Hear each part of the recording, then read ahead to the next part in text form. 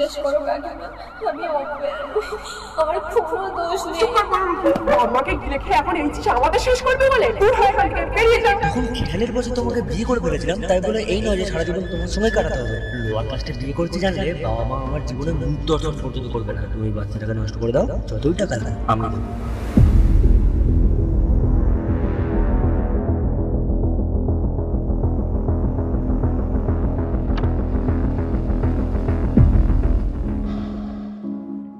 ও দাদা, দাদা যেটা করতেছিস সেটা করে চলে যা না। দাদা ট্রেন আসার সময় হয়ে গেছে তো দাদা। সময়ের জন্য সময় আসবে নাকি? তোর মতো অসময় মরতে আসবে নাকি? মানে কে মরতে এসছে? এখানে যে আসে সে মরতেই আসে। তোর যদি কোনো কারণ থাকে তো আমাকে শান্তি করে মরতে দে। তুই দূর হ এখান থেকে, যা।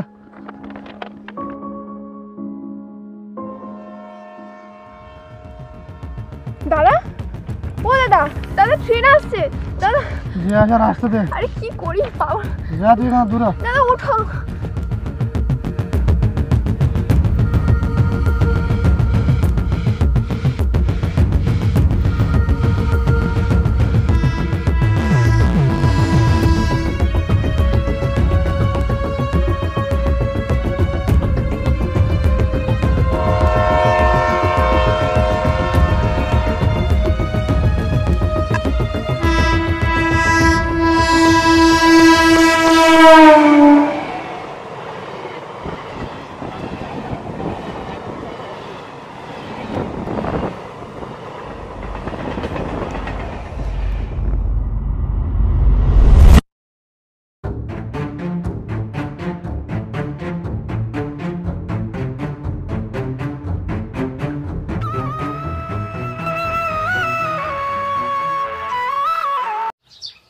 হ্যালো, আমি কি রাধিকা ম্যাডামের সঙ্গে কথা বলছি? হ্যাঁ বলছি।